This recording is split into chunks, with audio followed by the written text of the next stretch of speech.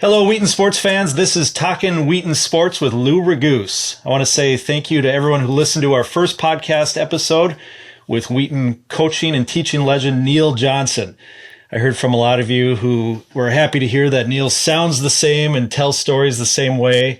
It was a lot of fun to hear the story behind his only technical foul as a coach. And frankly, it was interesting to hear how he ended up being a football coach later on in his career. And I think next time I'm going to have to dig more into the details of those crazy teacher parties that he mentioned in passing there. So if you haven't listened, click on the link on the screen and be sure to check that out. And on this YouTube channel, I'm creating a playlist to make all of these easy to find for everybody. So I'm excited to introduce today's guest. He is one of the greatest athletes in Wheaton history, arguably the greatest. From the class of 1986, Peder Naatz. Thanks for joining us, Peter. Happy to be here, Lou. Nice to have a chat with you today. All right. And so for those of you who aren't familiar, at the time that Peter graduated, you were a 3-time state champion in track. You set the basketball records for scoring and rebounds and basically set all the passing records in football as well. You went on to play football at Morehead State University, and just this year you were inducted into the Dragon Hall of Fame. That's kind of surreal when you put it all together like that, Lou. So what was your favorite sport to play back when you were in Wheaton? I had the most fun playing basketball. Okay. It seemed to come a lot easier to me than some other things. There were so many different things you can do in basketball. The ball handling, the passing, rebounding. My favorite thing to do in basketball was to block shots and feed Mike Hormann or Dave Kubat that senior year, making just nice, quick little passes to those guys down inside. That was my favorite one to play in high school. And, cool.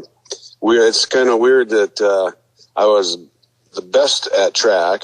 I like basketball the most, but I played football in college. So yeah, funny how it works out. It's kind of silly how that worked out, but everything happens for a reason, and I was at the right place at the right time several times, and I feel very fortunate for that. Yeah, it seems like it tends to be the most fun when you have the most team success at a given sport, and frankly, it'd be fun if we could find a DeLorean and go back to 1985 and put your football team into 9-man football like we had later on and see what kind of success you could have in football as well as a team.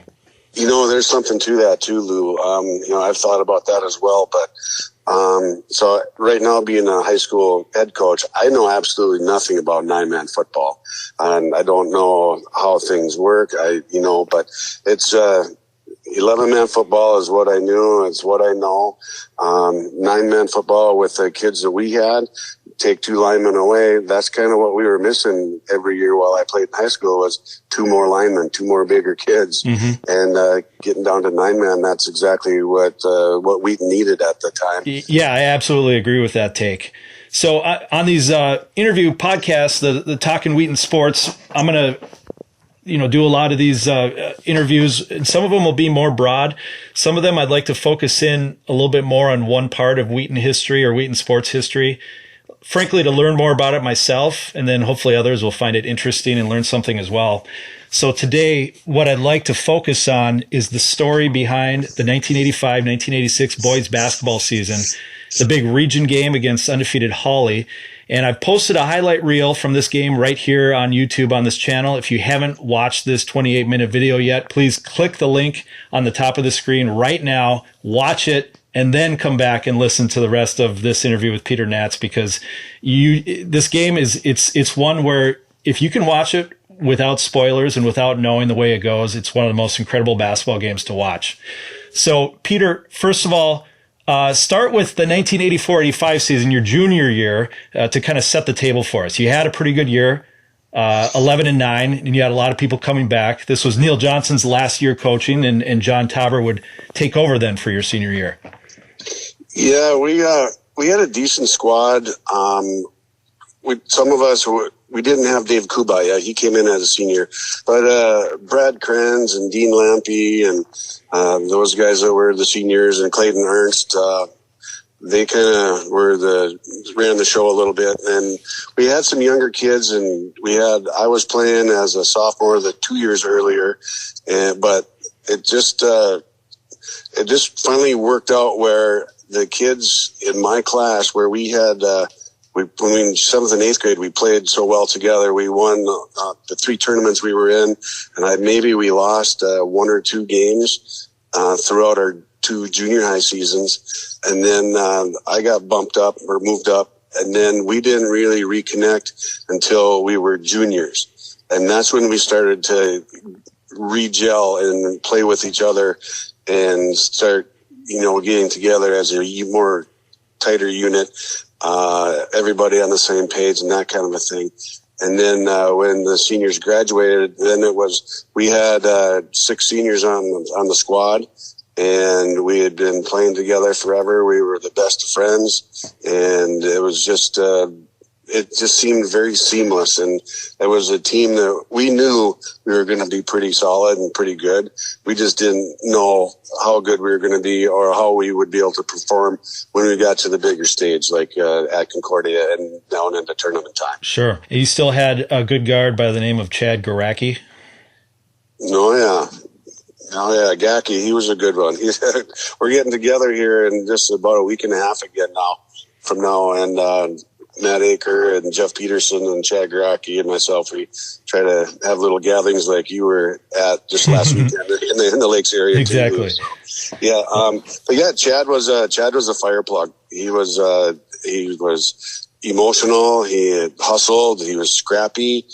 He didn't mind doing a little bit of the dirty work if he had to. And being our point guard, you wouldn't hardly believe it, but he was also our nose guard in football. Huh. He was the best football player on our team by far. You know what? And I've been gathering, old Wheaton statistics. So it's funny you say that, because I noticed he just had a boatload of tackles. And so I just assumed he was a little middle linebacker, which still for, his size, he maybe would be small for a middle linebacker as well. Oh, yeah. He wasn't a very big dude. He's not very big right now either. He's a lot heavier, but so am I. Okay, and then one of the key elements of your senior year was the arrival of David Kubat. And for people who don't know, his story ends tragically because just 5 years after graduating, he died from cancer. So David Kubat moved to Wheaton. His dad took a teaching job. His dad led a very interesting life as well. He worked at a sugar company basically as a scientist, and ended up getting his teaching degree, came to Wheaton to be a science teacher for 3 years. So tell me, how did you find out that this guy, Dave Kubat, was moving to Wheaton? To be honest, I don't recall the day exactly when we found out that he was coming. I'm sure it was slightly or right before school started or whatever. But I didn't know that he was the leading scorer for Moorhead as a junior. Did you know he's going to be good at basketball? Well, we were hoping that he was, but when we found out that he played basketball and then played at Moorhead and started as a junior and was their MVP or leading scorer, we thought, okay, we're going to throw this guy, put this guy in our bunch, and we really now have something to go on, and we just kind of wrote it off from there. He was a great addition to the school. His dad was a good teacher, and yeah, like you mentioned, it was a very tragic thing when 5 years later he passed away. Mm-hmm. And so, did Dave fit naturally into the lineup, or did you kind of switch positions a little bit, or how did that all come together? Well, I was a leading scorer for a couple years coming into that year. My role changed quite a bit, where we didn't have to rely on my scoring, so I could handle the ball more. I could pass more. I could, get into a position where if I got the ball, I can get it inside quickly to either David or to Mike Hormann, and it was a bit of an adjustment for me. I had a tough time for part of the season realizing that what this role change, or what I perceived to be my importance to the team,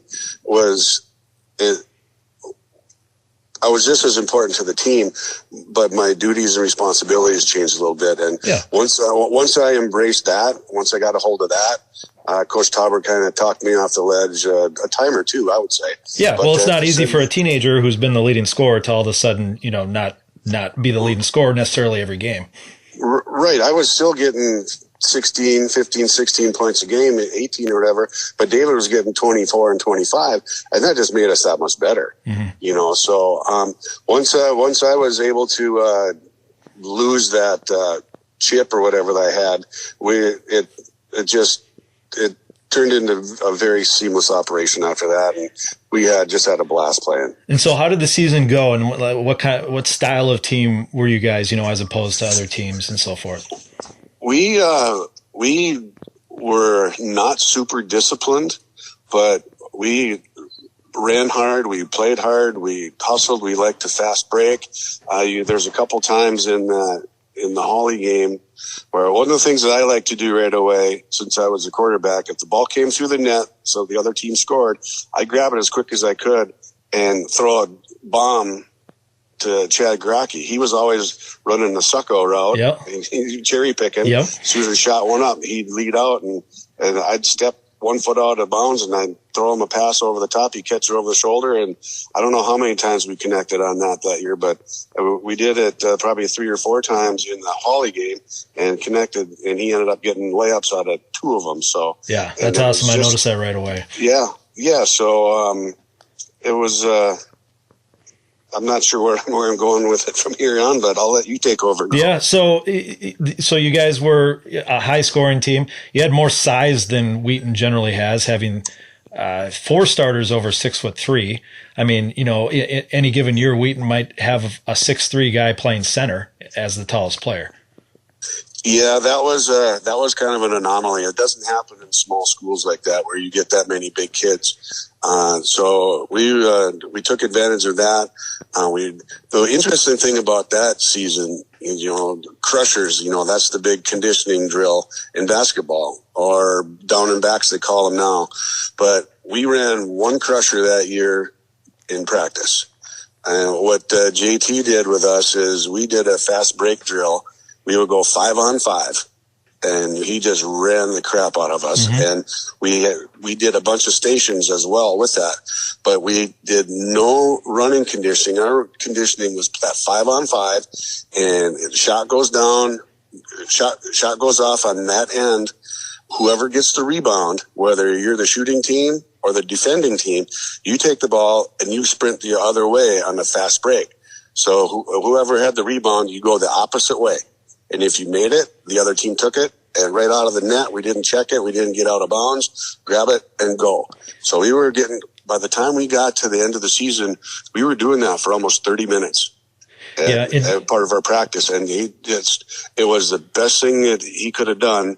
Nobody likes running, just running, as far as I know. Yeah. And if they do, they have some issues, is my opinion. Yeah, if you watch that full Hawley game, Ed Schultz, who did an amazing job on the play-by-play, he was skeptical that you guys were a fast break team. He said they told us they like the fast break, but I don't know how they do it with these big guys. But then you showed them as the game progressed, especially. Yeah, we running with the ball, running to get something done, and put the ball in the hoop that was fun.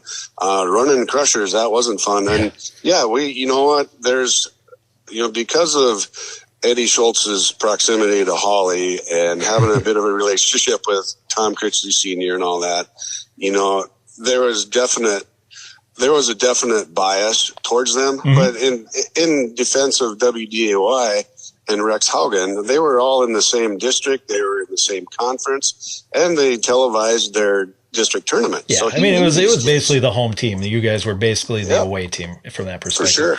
So before we get into the Hawley game more, well, first of all, talking about JT, what were the key differences as a coach between him and Neil Johnson? They were pretty similar. Because they coached together for so long, and when JT came in and took over for Neil, I just think Coach Tauber just had a little more. I don't know how to say it. Maybe just a little more swagger. He always. Tobbs has great personality and wonderful storyteller and always laughing and yucking it up. Mm-hmm. He didn't change at all. I just think he maybe got a little more confident at that point in time. But he was so good for us. And the differences between he and Neil, not that much. Okay. Not that much. They were both really good guys. They were good in the classroom, and the thing is, most teachers that are successful, they had it, and that's building relationships with the kids. Yeah, absolutely. All right. Well, and one more thing before we get to that Hawley game is take us. How did the district tournament go? I mean, the district 21 tournament back in the day with Breckenridge and some of those other really good teams was very difficult to win. How did it go for you guys? Yeah, just like you said, it was very difficult to win. We played Breckenridge in the district championship game, and that was our fourth time playing Breck that year. We had the home and home, then we played at WAP Science at a Christmas tournament, 4-team tournament there, and then we had to play in Morris in a packed house at UMM for the district championship, and we split with them that year. We were 2-2 with Breck. And there was an overtime game in the district tournament, and Matt Aker ended up, I think he was 7 of 7 or 6 of 6 from the free throw line to seal that game for us. He took they call it a dead leg or something, but he got knee to the outside of the hip or outside of the knee thigh area from Jay Oshak, and I felt bad for Matt, really bad for him, because it was kind of pretty debilitating. He could hardly get up and down the court, much less maintain his composure to shoot free throws. But they kept following him, and he kept making them, and he carried us through the end of that game for sure. Awesome. So now the stage is set. The Hawley game up at Concordia. What did you know about them going into the game? They ran a new offense at the time called the Flex. And we hadn't really seen it much before. We were very well prepared for it. Derry Peterson and Tobbs put together a great defensive game plan. We played a 1-2-2 matchup zone and just kind of made sure that their down picks and their cross picks and up picks weren't going to be effective, because they weren't going to be able to take anybody away from anything. Yeah. So we knew that. We knew they were undefeated. They're ranked high in the state. But we thought we matched up well with them. And going into it, we didn't know what to think, but that was a madhouse. I think I've seen that gym that full never since that night. Yeah, you can see, it's fun to see the Wheaton kids, and I recognize them lined up against the rope that they had pulled out to contain the crowd from the floor. Just the little kids leaning up against that rope watching. Yeah, they had ropes up, and then they had seats in the end zones of the Copperfield House too, where it was like 6 or 8, 10 rows of chairs besides, and not a empty seat in the house. And the energy was just electric. Yeah. And you're on a stage like that, it gives you the willies or a little chill when you walk into that. The screaming and the hollering and the emotion of the deal of the whole thing it's still actually, Lou, when I watched your highlight video of that, it seems like it was yesterday that this happened. So, and it just brings back so many good memories. One thing that might confuse some people is Hawley was shooting some bombs, but there was a 3-point line at the field house, but there was no 3-pointer in Minnesota high school basketball yet. So those long shots counted as 2. Is that what you guys were expecting, for them to be shooting so much from the outside? Well, we didn't know. We knew Craigard was their outside shooter, but we didn't know exactly what his range was, and he didn't have a range. If he was across the court in any gym, it didn't matter. He could throw it up and knock it in. And had there been a 3-point shot in high school, it very likely would have been a different ending to that game. Or maybe we would have found. Well, maybe you guys would have shot the 3. Who knows? they didn't like long shots. So, and then another key part of their game, they had a guy named Steve Molstry who was young, I guess, when he played against you guys, but he went on to be an all-state basketball player and played in college. And in the game against you, he had some 3-point conversions where he would get fouled and hit the free throw as well. Yeah, Molstry was a good ball player. He was a junior at the time, and I think it was Newman and Critchley were the only seniors that they had that played at all. Molstry had a nice career at Concordia. He was a tough player. He was strong, good on the offensive glass, and just had a really solid inside game. The basketball gods, they were smiling on us that night because he missed a bunny. He crotched a bunny and got the rebound and put it back up quick, and then that one went over the back of the rim. And that was at the buzzer, and that could have clinched it for him too. Yeah, in regulation. So what else do you remember? One of the buzzers. Exactly. What else do you remember about the game leading up to that overtime? And if you could share what you might remember differently than what you see on the highlight video, or expand on what we see on the highlight video. One of the strongest memories is it was in the early second quarter. I think that was the timing of the game. They went out to a 9-point lead, and it was a timeout or a foul or something. I looked up at the scoreboard and we're down 9. I'm like, just talking to myself. I was like, we need to keep this at 9 and not let it get to double digits, or we're going to be in trouble. It's going to be a runaway. And, and it's just, I think there might have been a timeout right around that time. Actually, there was, I think, because it went to commercial in the highlight video at that point. And it was like, okay, we got to regroup. And we did. And we kept staying steady. We didn't try to get everything back in a hurry. We stayed disciplined, and we took advantage of their miscues as well as I think we could have. And then just, we just stayed steady and stayed confident and kept playing hard and being scrappy, and just the names and the shots and the things that Ed Schultz says, the things that Rex Haugen says, they all have a little cool piece of my memory, and it probably does for everybody who was there, and even who, not only just the guys that played, but the people who were there too.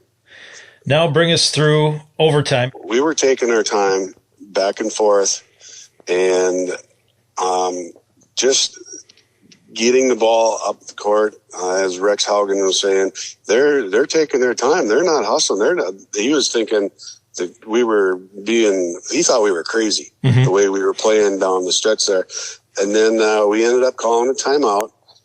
Tobbs drew up a play for me to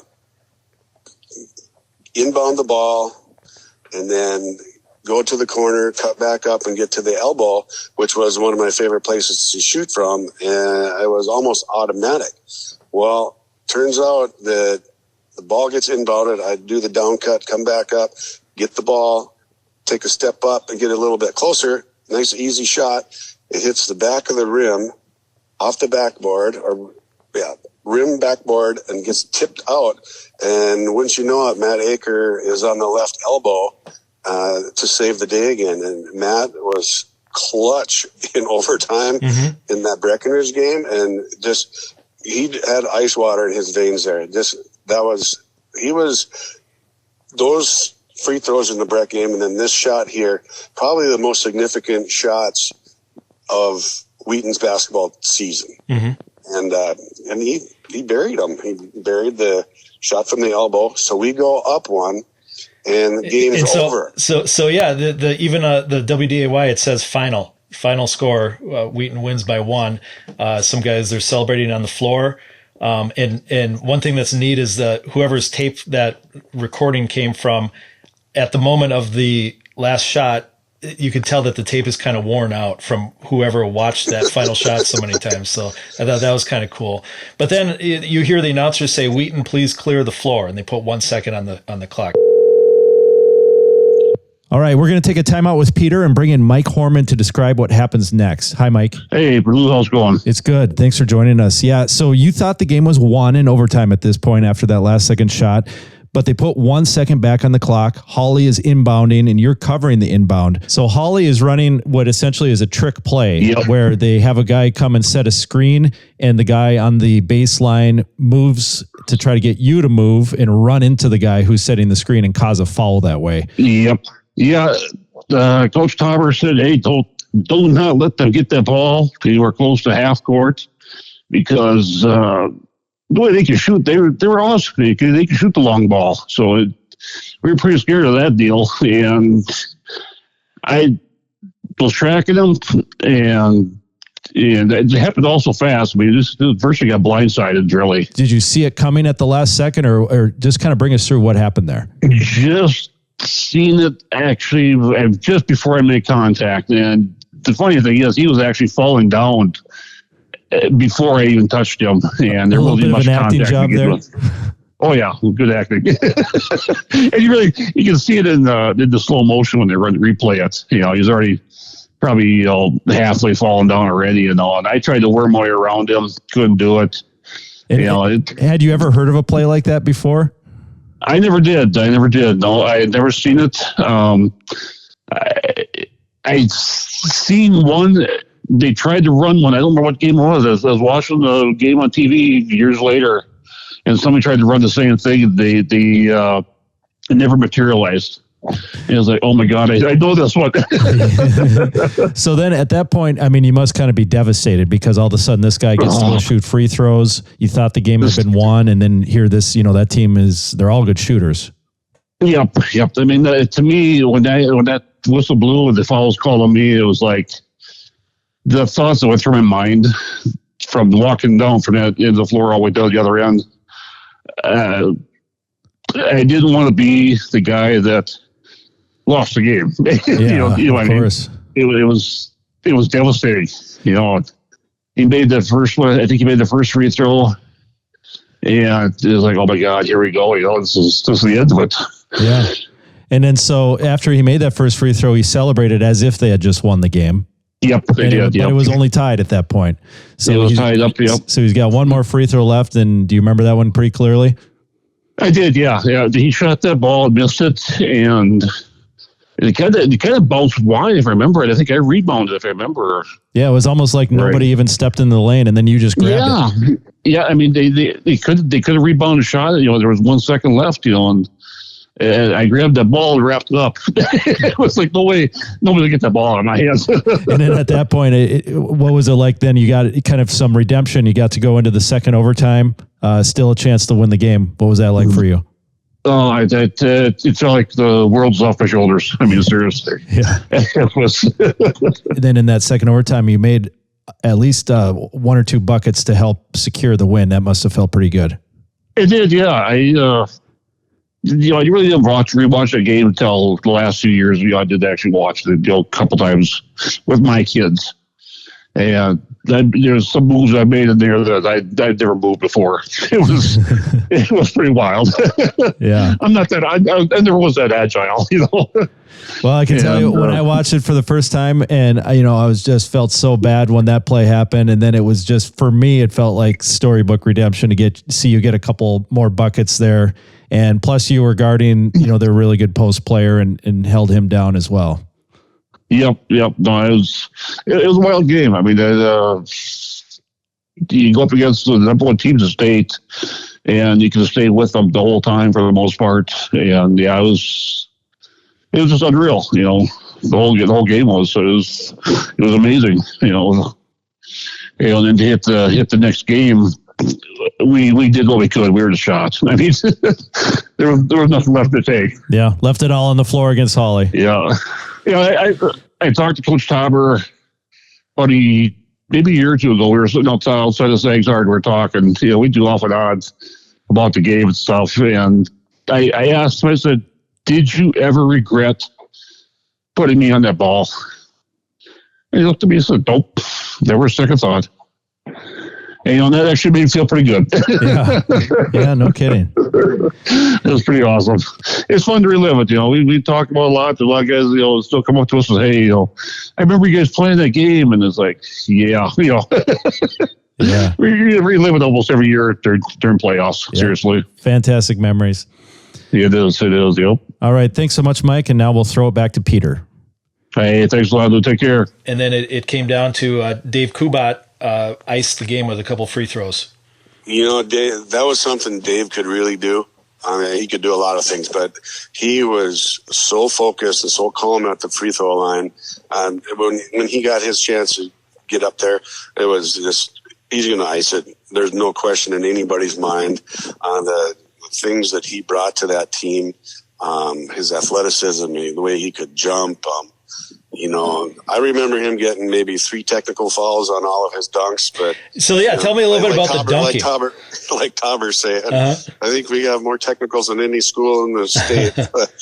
So that's just a Tauber embellishment there. Dave was a special basketball player. Could handle the ball. Was so smooth with his footwork and just getting balanced and finding a way to get his body square so he could get up a solid, fundamentally sound shot, just with the pivot and the drop step and all the post moves that you really don't see anymore. The game has changed so much, but it's all those post moves that like a Hakeem Olajuwon would do back then, and the kids would all practice. Right, and he had such a sweet, soft shot. He was really good at the up and under thing that Kevin McHale made really popular with that up and under move, and just he brought so many good things, and he was a force defensively too, with swatting shots all over the place. And, he set the record that year for block shots, which has since been broken, but at the time I just read it, so it was 50 block shots. Yeah, that was something else. Yeah, and now every basketball season ends in heartbreak unless you win the state tournament. So what happened in the game at Staples after that for the region final? Well, we came out for the warm-ups, shoot layups right away. I got to lead the line on the right side this time. Opening layup went off my knee and into the chairs, and it got worse from there, Lou. Just an all-around bad game. Yeah, it just fell apart. Staples threw on some traps and some full court press, and just they played with so much emotion, so much more emotion than we had. An emotional letdown. I don't know that it was that for us. We weren't prepared for the pressure that we were going to get from Staples. They knocked the crap out of us in that game, just something fierce. Yeah. It was heartbreaking. It was our chance to get to a state tournament. We had never been there. We hadn't had many teams in there. I think like the 1920s, Evan Olson would always write about in the Gazette. It's like, well, let's stop reminding us that. Right. So maybe Ev was around then too. You never know. But it does. It's still, every season still ends in heartbreak when you're not a state champion. Just because you got to go home, you got to pack up your stuff and put it away, and it's a sad day all the way around. Yeah. One of my favorite pieces of irony in this whole story is now you are a teacher and coach in Hawley. I am. Isn't that ironic? So how long did it take before somebody brought up the game once you got there? Well, maybe in my interview with the superintendent there, Dale Scalrud was a wonderful man. He was a principal and superintendent, I believe both, or maybe just the principal at the high school. I'm not sure. But when we played that game, he was in this district already. He had been a big part of Region 6 with the track meets and whatnot. And he had sent me some photographs that he had taken of me in the region track meets, up here in Hawley and other places, because he was kind of in charge of the region as well. And he just did that as a nice thing to do for a high school kid. It is very ironic. I'm friends with many of the players on that basketball team. Tom Critch, I know him very well. Steve Molstry, Tommy Newman, who's a airline pilot now. His son has just committed to play football at South Dakota State. Cool. And crazy, I ran into he and his wife Tamara in Nashville just a couple weeks ago. Wow. I was there with some friends here. My wife and I went there with some Hawley friends, and Tom Newman was there, and he had checked in with me a little while ago to look into, just to kind of pick my brain, knowing what Ben Ellefson, a kid from Hawley who's with the Vikings now and played at NDSU, wanted to know kind of what's the landscape of the football up in this area and the FCS and that kind of thing. So we've maintained that relationship. I'm better friends with his older brother because I lived next to him. We were neighbors for 15, 20 years here, but been able to build a friendship with him. I know David Noreen well, and it's kind of cool. Joel Celine, I'm friends with the Celine brothers up here in Hawley too, and it's a pretty cool community. Yeah. And the support that they gave the Nuggets back then hasn't changed, and me being from Wheaton and being a head coach in track and football for as long as I have, it's, they support me as if I am one of their own. So that's good. So you're one of us for them. I am. And I feel like I am as well. We always know where we come from and hang on to that. Yep. But yeah, definitely. I definitely belong in Hawley. Do you still make it down to Wheaton once in a while?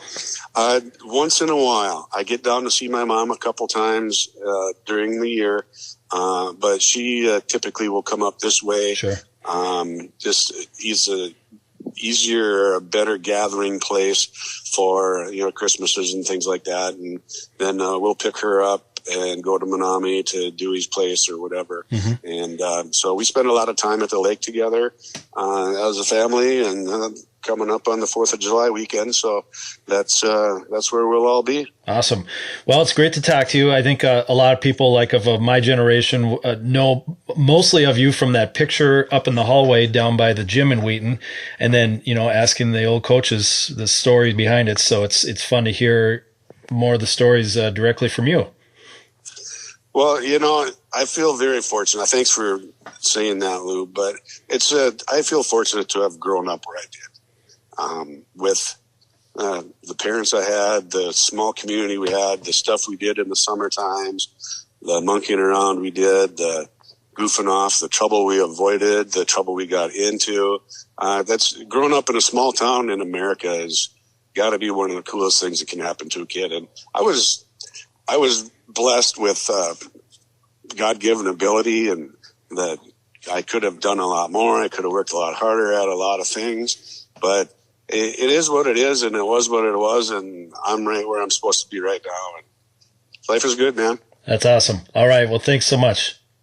All right. Thank you, Lou.